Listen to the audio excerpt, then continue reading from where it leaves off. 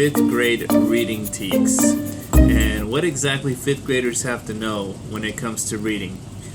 There are many things that have to come together for a fifth grader to pass the fifth grade STAR test. And of course we know that students are allowed to take the STAR test up to 3 times before there's a possibility that they'll be retained in fifth grade. So we know that when it comes to reading, they'll have to be able to, take their phonemic awareness, vocabulary, fluency, and comprehension, and they have to be able to really put it together to be able to, take from these skills so that they're able to pass the fifth grade STAR test. And it can be something that's very difficult. And when it comes to the situation here at HB Helbing, a lot of our fifth graders will be taking the STAR test in English, and they'll be taking a reading STAR test in English for the first time.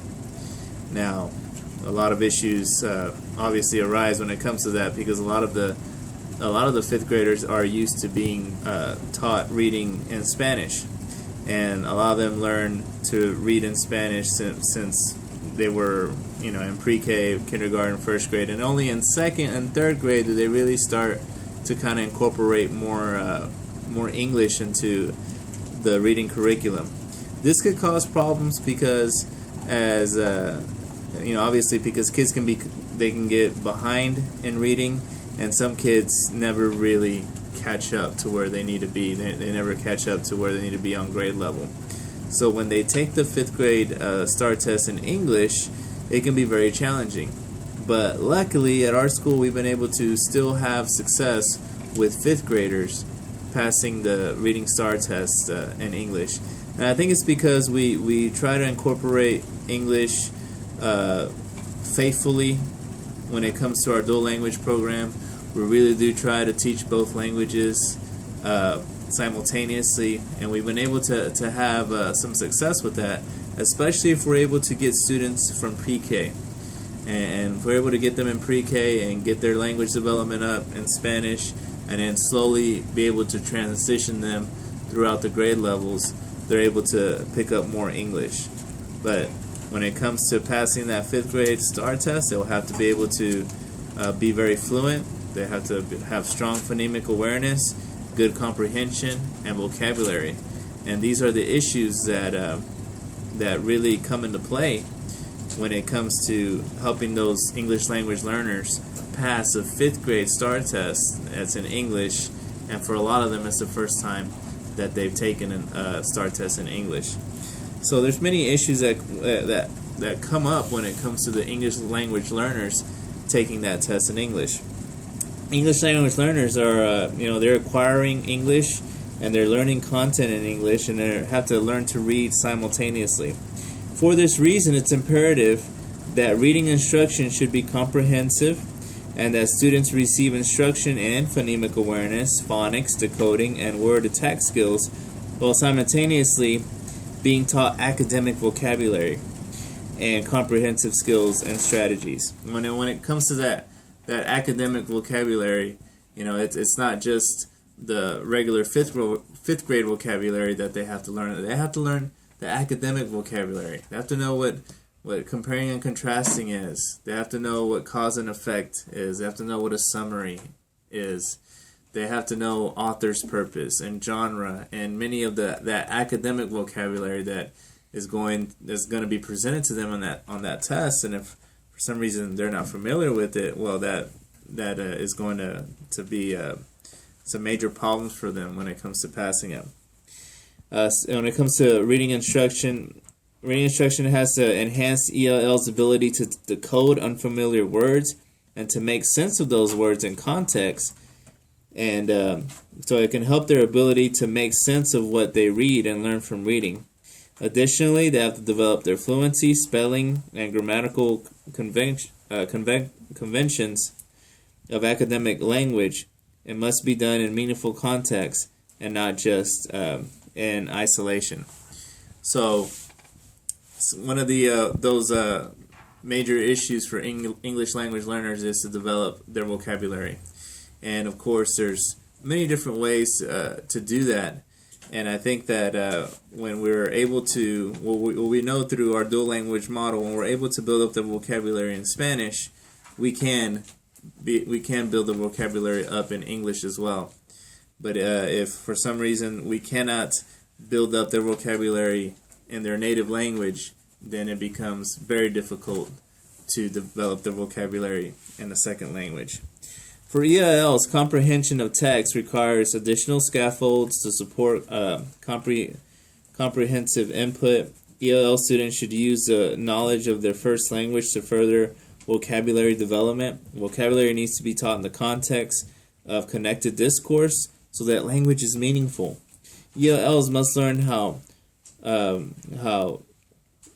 rhetorical devices in English differ from those in their native language. At the same time, English learners are learning in English. The focus is on academic English concepts and the language structure specific to the content.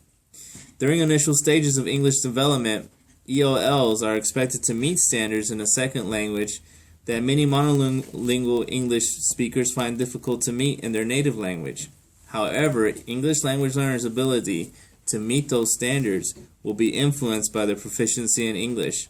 While English language learners can analyze, synthesize, and evaluate their level of English proficiency, that may impede their ability to demonstrate this knowledge during the initial stages of English language acquisition.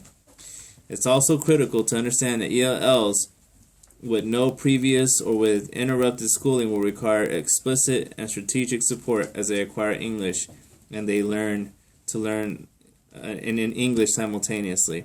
So that's a very, very important point there that, a lot of times for some students it depends where we get them. If we're able to keep these students and put them through the entire dual language model, through the entire dual language program, then if we can get them from pre-K and have them all the way up till 5th grade, normally those kids are very successful and they do great.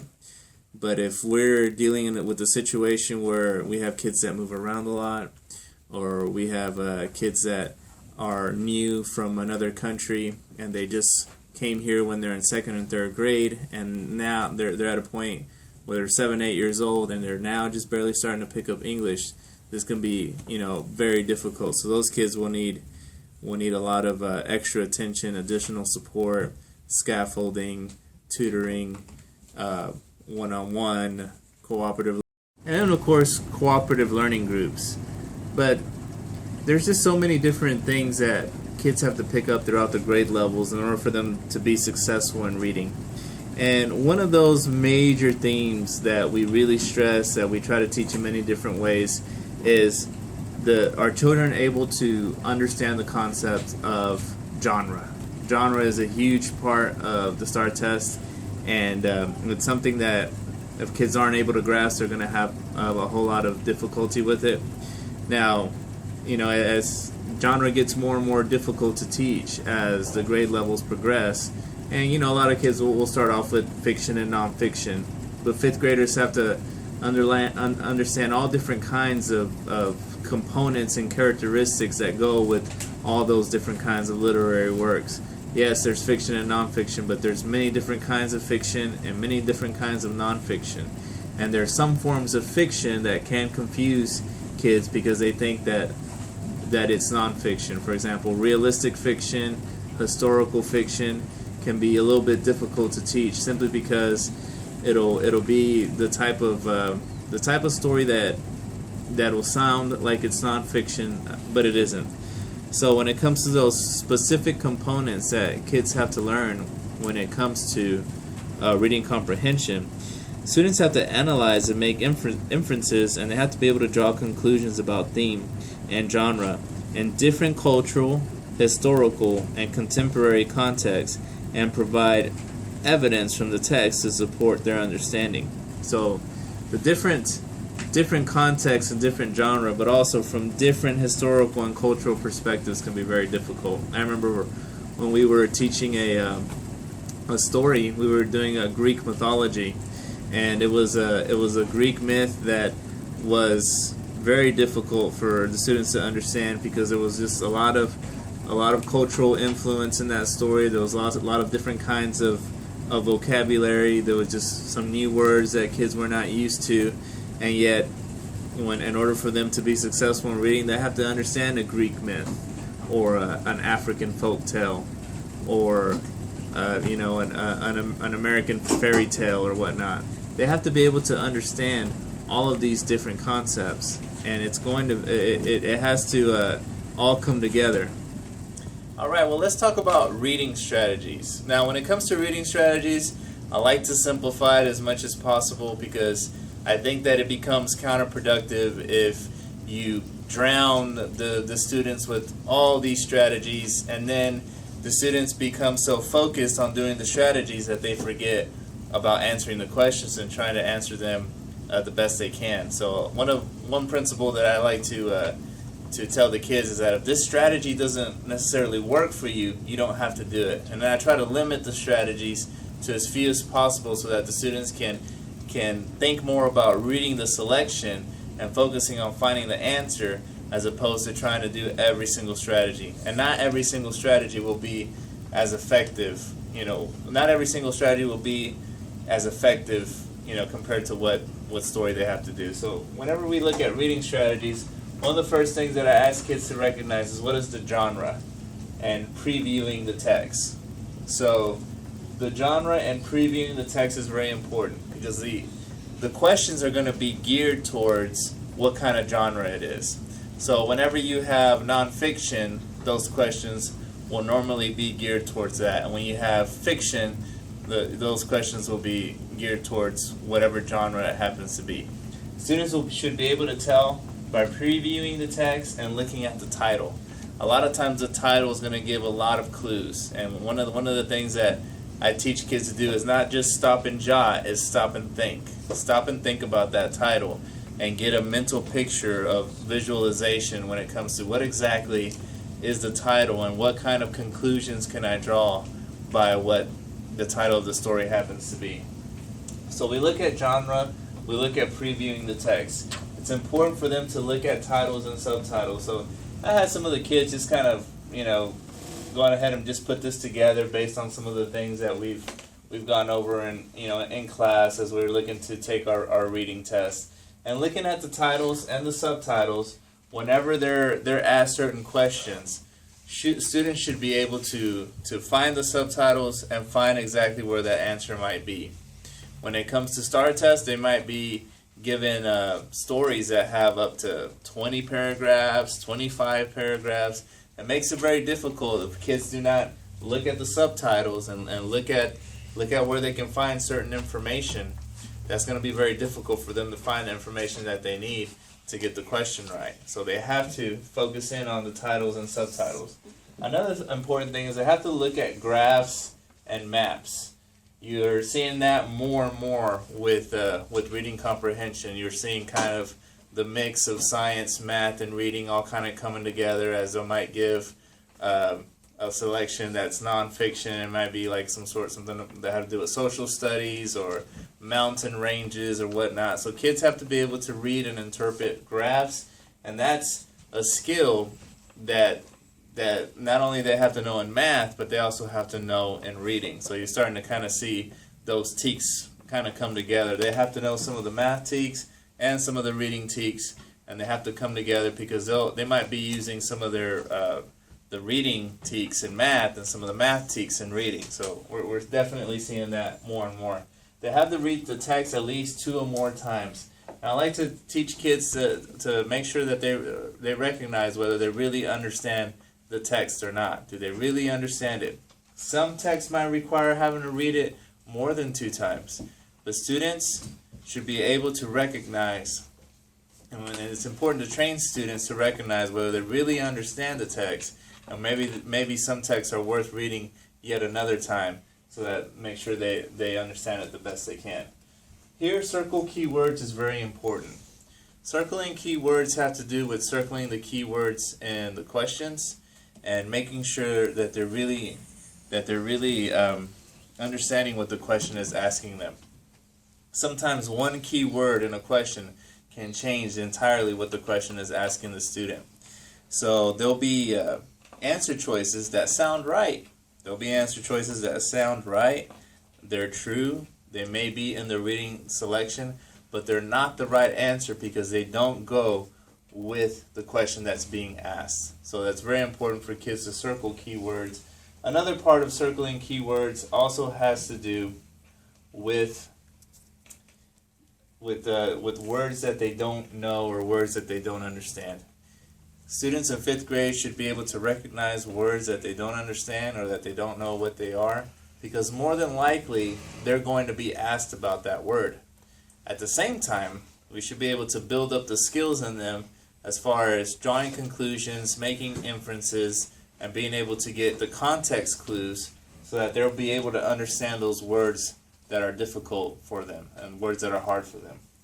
Another strategy that we do is we have to look back.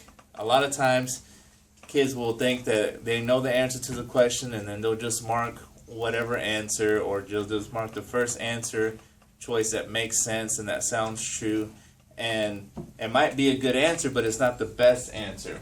So we have to train them to look back. A lot of questions will be formatted in a way where it says, in paragraph 5, this and this and this, or in paragraph 2, this and this and this happened. And we have to train the students to look back at that paragraph, but not just that paragraph, the paragraph before and the paragraph after, as we're noticing that a lot when it comes to the STAR test, is that if it says that in this paragraph, it says this and this, like for example in paragraph 5, it is in the student's best interest to also look at paragraph 4, the paragraph before, and the paragraph after, because that's going to give it more context to finding the answer choice. Another really important reading strategy is to eliminate the wrong answers.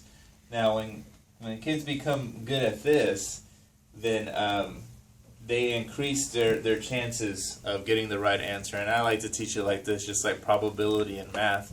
If you have 4 answer choices, you have 1 out of 4 chances, or a 25% chance of getting that answer correct. However, if you can eliminate 2 wrong answers, then you'll have a 50% chance. And of course, with every wrong answer that you can eliminate, your probability of getting the right answer increases. So one of the main strategies is that when the students read the answer choices, can they eliminate the one that they know for sure is wrong? And most of the time in a 5th grade reading test is going to be the answer that, something that happened in the story that either didn't happen, an answer choice that didn't happen in the story, that doesn't make sense, or has nothing to do with the question that's being asked. So these are kind of a very basic, broad reading strategies that 5th graders need to be able to incorporate, and it makes those difficult reading selections a little bit easier, and it's not something that's so time consuming, where I've seen kids that have taken so much time to do the strategies that they're left with very little time to actually answer the questions and then move on to the next reading selection. So whenever they only have 4 hours to take a test, if they spend so much time doing strategies on just one reading selection, those other stories they won't have time to do everything with, and then they end up just guessing. So it has to be timely, it has to be done right, and every strategy that they do is to help them get the right answer. One of the most difficult questions is summary questions for kids. So if we look over here at the summary questions, or a lot of times it will say, choose the best summary for this selection, or what was the best summary for this particular story. And we have to know that good summaries will have certain qualities to them. So I had one student write this up, is that the best summary will have the important events. It'll be in order, and it'll be from the beginning, middle, and end. Bad summaries are going to be out of order, and we'll see this a lot with STAR tests, is that they'll have a summary that it won't be in order from beginning, middle, and end. It'll have the end at the beginning, or the middle and the end, and that's a bad summary. That's one that that's an answer choice that I can eliminate immediately. Another thing that we notice is that they'll have a summary where it'll just have the middle and end, but it won't have anything in the beginning. And that, of course, can be very tricky because it may sound like a good summary because it'll be in order, it'll have the middle and end, but if it's missing the beginning or if it's missing the end, we know that that's a bad summary.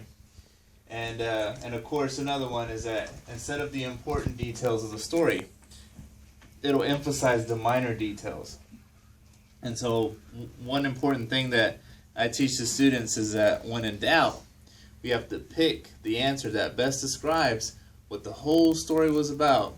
And we will even, do a movement with it, because it's important that bad answer choices when it comes to summaries will focus in on what happened in one paragraph. It will focus in on what happened in a certain part of the story.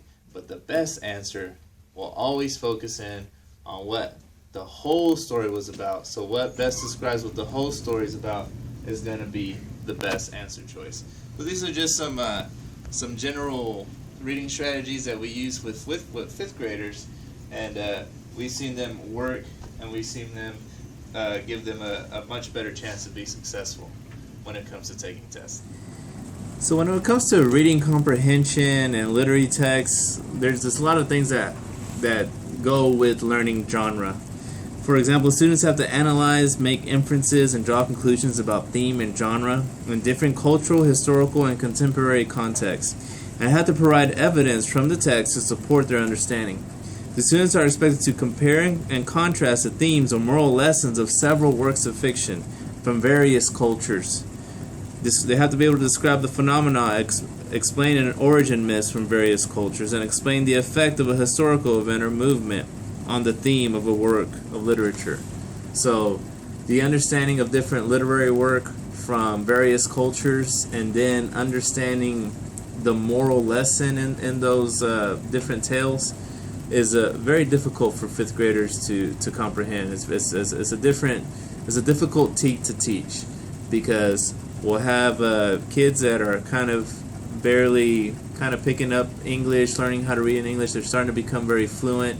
Their comprehension is starting, to come together, and then we'll throw an African folk tale at them, or Greek mythology, or a story that was written hundreds of years ago, and they'll have to be able to pick up the moral of that story, and because they'll be specifically asked a question on it. And I remember here recently we had read a story about a wolf, and of course it was a story about a wolf from a different culture, and so the theme of it was that the wolf was very selfish and arrogant, and he was very prideful, and he would just talk about himself a lot. And I noticed that throughout the story, as we were reading it together, kids weren't really picking up on that. They weren't really understanding those characteristics of the wolf. And maybe what in that culture is considered selfish and prideful, maybe in our culture, maybe it's just considered someone who is an individual, and someone who's looking to accomplish everything they're trying to accomplish in life. And so different cultures will have different definitions for what is considered a good moral. And when it comes to another thing that they have to know for reading comprehension, is they have to be able to understand poetry. So students have to be able to understand, make inferences, and draw conclusions about the structure and elements of poetry, and provide evidence from text to support their understanding. Students are expected to analyze how poets use sound effects, alliteration, internal rhyme, onomatopoeia, rhyme scheme to reinforce the meaning in poems. So we all know that poems can be very abstract, and when we're teaching in English language learners, we're a lot of times we want to keep things very nice and concrete, good, simple, concrete concepts. But when you teach poetry, you have to teach poetry in a way where we can understand and draw conclusions and understand those abstract thoughts, and it can be challenging. But one thing with poetry is that we all know I like to use music in my classroom to teach poetry, because one thing that I tell my kids is that every single every single work of music is a poem, and from those works of music we can look at learning rhyme scheme. We can understand imagery and all those different academic vocabulary that have to do specifically with poetry. And then of course there's drama. Kids will be tested over drama, and they'll have to be very familiar with drama. Students have to understand to make inferences and draw conclusions about the structure and elements of drama. And they have to provide evidence from text to support their understanding. Students are expected to analyze the similarities and differences between an original text and its dramatic adaptation. So with every single different kind of genre, there's academic vocabulary involved. With poetry, you have alliteration, rhyme scheme. With drama, you have to teach them what dialogue is, what a narrator is, first person point of view, third person point of view. A lot of academic vocabulary that will go under each different kind of genre. Reading comprehension of literary text. When it comes to fiction, students have to be able to describe incidents that advance the story or novel and explain how each incident gives rise or foreshadows future events. So we're talking about, now deep reading comprehension skills to be able to foreshadow future events.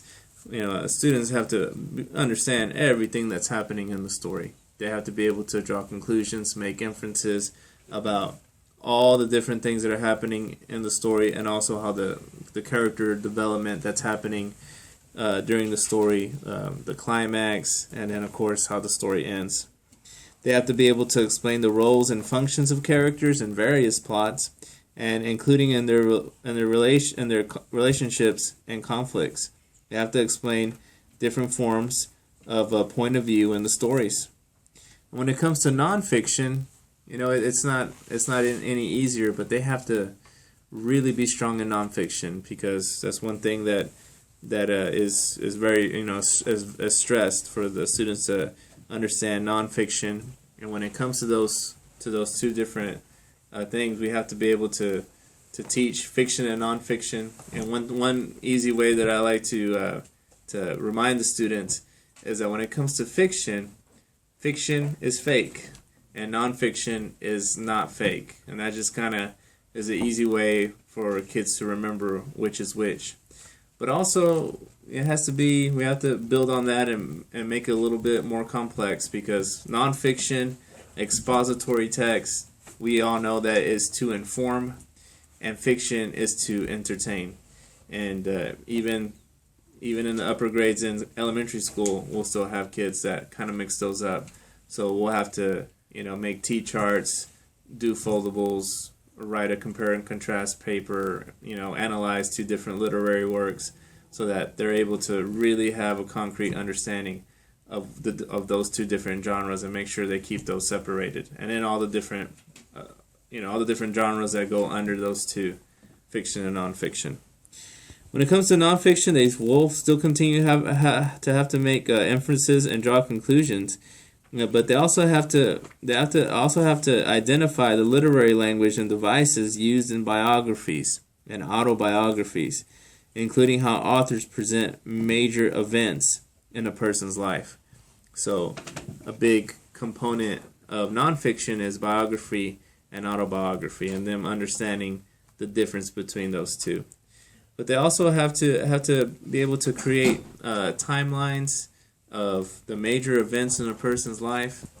And what I like to do is I like to have the students write their own autobiography. I think that helps them with understanding that part of literacy, because when they're able to make a timeline of their own life, starting from when they were born to now, and then list some of those important events, then they're able to understand what exactly constitutes as an important event in someone's life. And for a young person, a young elementary person, it's going to be, their birthday, Christmas, a special trip they took, and things of that nature. So I think that it's very important for kids to be able to relate to all the literary works that we present to them. So when we talk about folk tales and when we talk about autobiographies, they should be able to write their own. When we talk about, if we go back to folk tales, are they familiar with folk tales that are from, their country, their native country, and are they familiar with fairy tales? And if they're familiar with if they've went to pre-K and kindergarten, they'll be able to name fairy tales, and they'll be able to tell you a little bit about those. Another important part is they have to be able to understand sensory language. Students understand and make inferences and draw conclusions about how authors' sensory language creates imagery in literary text and provides evidence from the text to support their understanding. Students are expected to evaluate the impact of sensory details, imagery, and figurative language in literary text. We recently took a little practice quiz, and there was a certain question where a lot of kids weren't sure what to put. They were a little bit confused.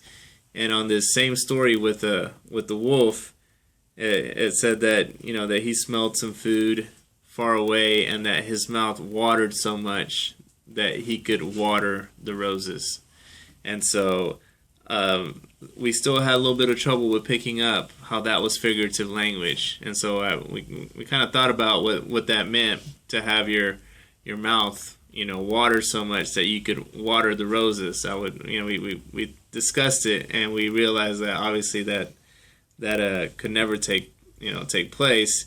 That's a good example of figurative language. So then we went back, wrote in our journals, what are some other examples? Oh, he's as tall as a mountain, or oh, he's as short as an ant, or if you, with a lot of these kids that are bilingual, there's a lot of figures of speech, a lot of that figurative language in English and in Spanish, and when we're able to kind of compile that all together, then we're able to kind of see how we're surrounded by figurative language.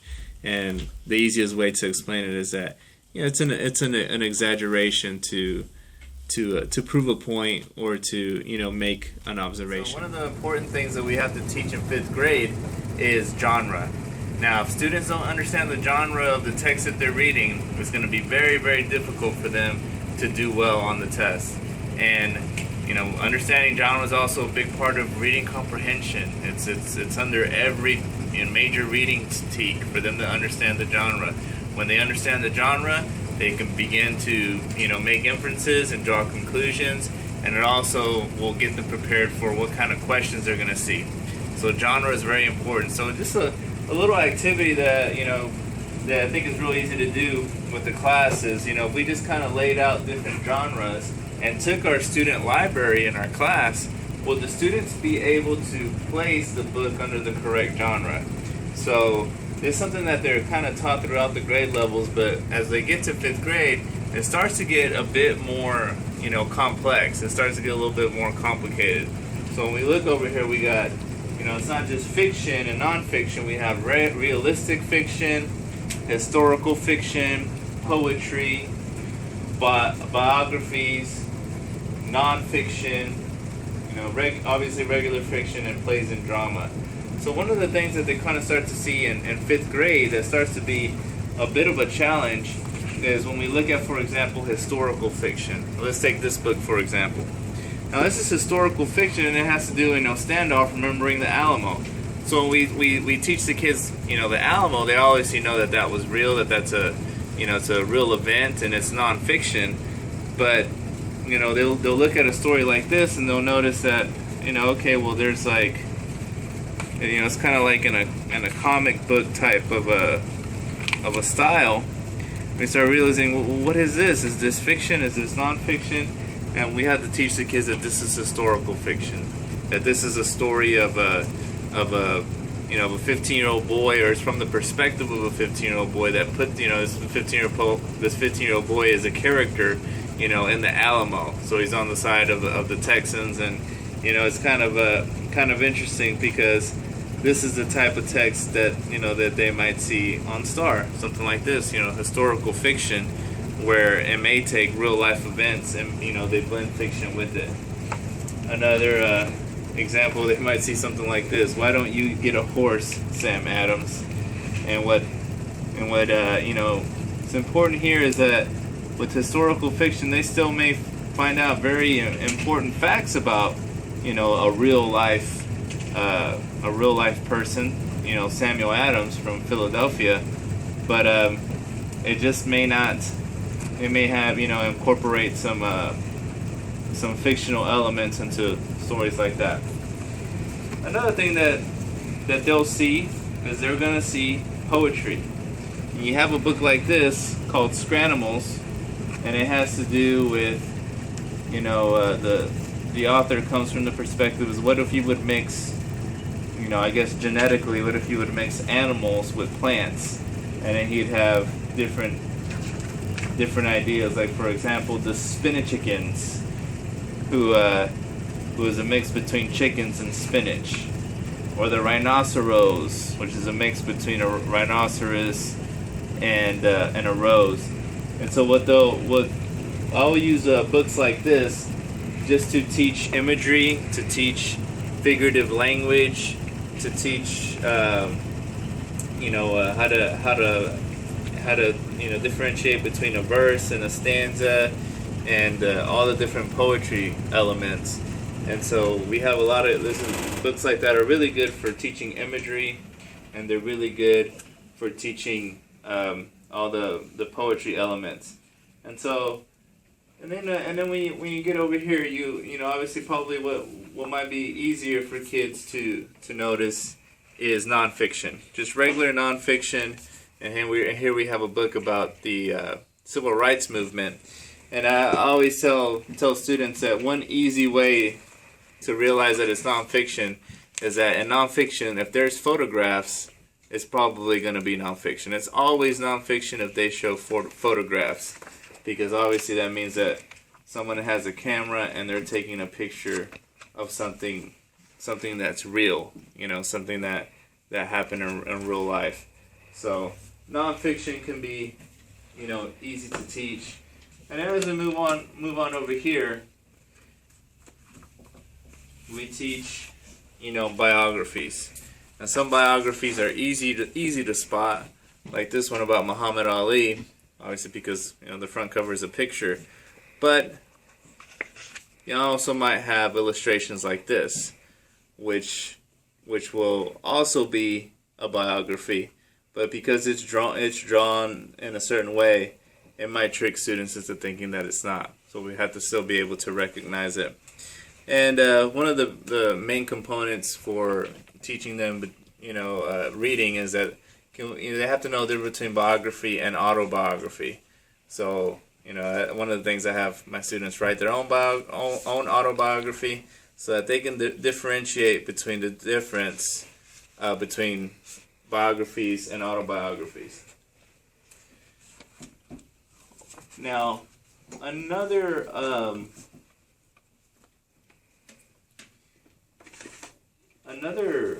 genre that's difficult for students to spot is realistic fiction.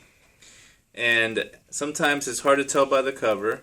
And if we can't tell by the cover and the title, then I want them to read the back of it and see if everything in the book could happen in real life, then that's realistic fiction. So here's a story about a girl who moves away. She's from Brazil and she moves to New York. She wants to learn to ride a horse. She wants to be a jockey, and so we just have them read the little summary in the back. And if there isn't anything in there that that could be characterized as fiction, then it would go under realistic fiction. So realistic fiction and historical fiction can be some of the toughest genres for the students to identify. And so it does take activities like this and much practice for them to catch that. And then of course, good old regular fiction. Stories like this, and you can tell right off the bat by reading the back that this is fiction. Here you have, the main characters are a cat and an insect, and then also a little mouse. So these characters talk, and anytime animals talk, we know that that's fiction.